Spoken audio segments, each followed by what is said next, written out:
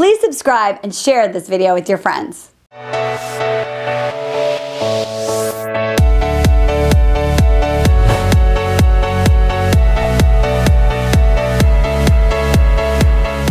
Hi, it's Adam Lyons and you're watching The Dating Den. I'm here with Marni Battista and today we're going to be talking about safe sex and how to bring it up to your partner. Bring it up? No pun intended. Okay, Adam, I didn't even, this is an impromptu, unplanned moment. Okay. Have you ever done angel cards? No. Okay, so this is a little game I used to play with my ex-partner, Christian Anderson, before we talk about sex. Actually, you have to relate this to safe sex. Okay. Okay, wait, I picked one. That's not fair. You have to pick one. Okay. Oh my gosh, I'm really a spaz. That's not entertaining TV. Okay, pick one. All right, so. And tell us what it says.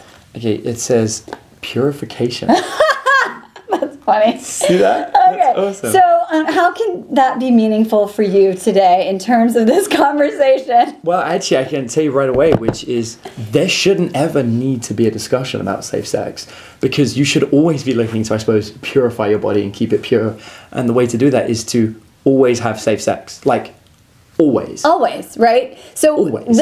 We always talk about like limiting beliefs here and core beliefs. And so the question itself implies that you're uncomfortable talking about safe sex. And so what Adam is trying to say is that it's your right to have that conversation and it's appropriate to have the conversation. That's a rule. Like, you have safe sex. And if a guy says to you, like, why are you so uptight, man?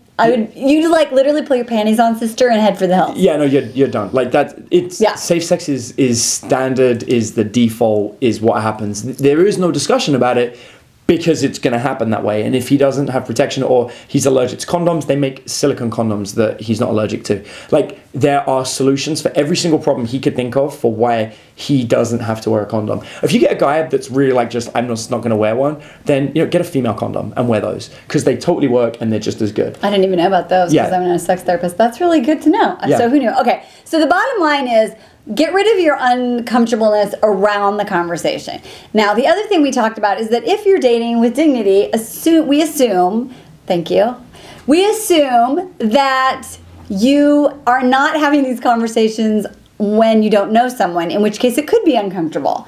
So if you actually are dating someone and you're developing a relationship and you can laugh and you can be silly and you're having a good time together, then you can have the conversation. And you had a great idea about like making it into a first date, or not a first date, but a date. First date would be amazing. Back to the porn star thing. I'll tell that story later. Okay, go ahead. So I actually think that at some point you're going to want to get an STD check, and you should be getting them regularly if you're having sex, especially if you're having different partners, or even if you haven't had a partner for a while, just to be on the safe side, because there are a lot of I suppose fallacies or myths or whatever, but it is possible to get a couple of STDs just from using public restrooms. Unfortunately, that does exist. It's not like a fallacy. There are other ways of catching different elements or different. Or you could have like gonorrhea or one of those things from like way back, and you would never know because you never had any symptoms. So I think that we're taking the taboo away from STDs. Like just go get checked. It's not a big deal. Yeah, and there's also things like BV as well, and like other things that it's just worth getting checked on a regular basis. But when you're about to have sex with somebody or when you've been together for a while, I think a great idea is to do an STD date. I love it. Yeah, because rather than like, I'm going to get one and you're going to get one, then we're going to swap paperwork, and then you're like, oh, well, you didn't get the herpes check. You should have ticked for that one. They're like, yeah, but it cost $100 extra. Who cares? I don't have it. And you go, well, avoid all of that. By just going there together, getting it done together, making it a fun thing. And you each pay for your own. Yeah, exactly. Yeah, relevant to the who pays for what episode. Both, a full thing, and make it a fun thing, because it's something you should be doing as a responsible adult. We're not kids. You're not teenagers. Like you're a responsible adult. You're supposed to be doing this. So make it a thing and go out and do it together, and then afterwards go and have ice cream to make up for the blood loss. Here's where you don't. That's funny. Here's where you don't do it. You're like literally laying there. He's naked on top of you, and he's getting ready for penetration. You go, you're clean, right? Yeah. That's not the conversation spot. Yeah, and unfortunately, we're in a relationship now, right? Yeah, like I've had that a bunch of times, and like it's not. It's I suppose it's better than not saying anything, but it's not good. Like there are much better ways of handling it by being a grown up. But the default is you shouldn't need to talk about safe sex, because that should just be assumed. And so it would, so if you are the one who's going to bring it up and you think, so, you know, we're like exclusive, I'm really excited, we're going to, you know, sleep together, we have this big romantic date plan, let's go do an STD talk or date, whatever it's called, you know? Yeah, there's actually, if you're worried that the guy's lying, this is, I suppose something that's just popped in my head that I actually, I've advised before, and I know girls that do this, and I think it's a really good idea.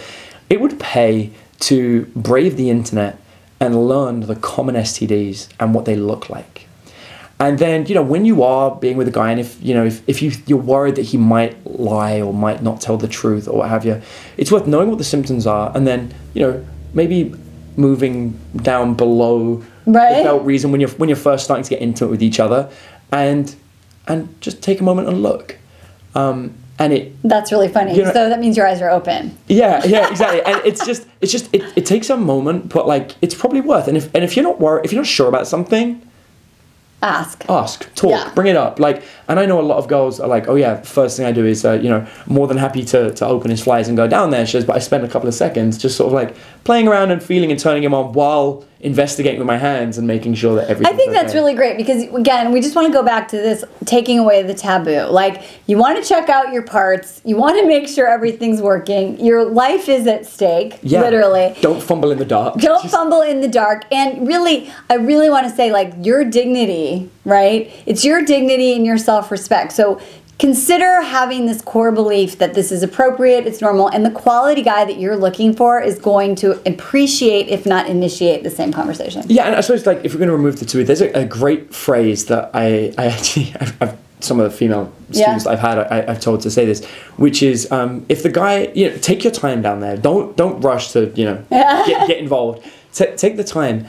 And spend, you know, a little bit of time with your hands and just sort of, you know, play around and kind of like own the moment.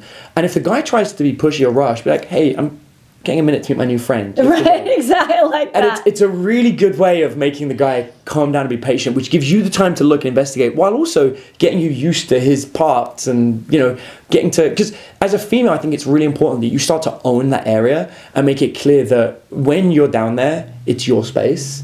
And if you want him to take control, that's separate and that you can do another later. Episode. Yeah, but first of all, like, make it your space, like it's yours, and take time, slowly investigate and do whatever you want down there, but make it yours. And that's a really important part of having a healthy sexual relationship as well. Which while I'm on that point, it reminded me. No, that's really good. It's about communication and dating with dignity. So, ladies, send us a picture of your. No, I'm kidding. Let's get social. Instagram, myfavoritepenis.com. Just kidding. Okay, so you can find more about dating with dignity at dating. I made Adam Lyons blush. That was awesome. That was awesome. Okay, datingwithdignity.com at Marni Battista. You can find me on Instagram, as I've said before. No inspirational quotes, just pictures of me and my kids, and that would be at Dating with Dignity. And where can we find you? You can find me on Twitter at AFC Adam, or you can find me on my website, which is www.thedatingcoach.com, and I probably didn't need the wwws. That's okay. Adam's really young, but sometimes he's a grandpa. Okay, we love you. Bye.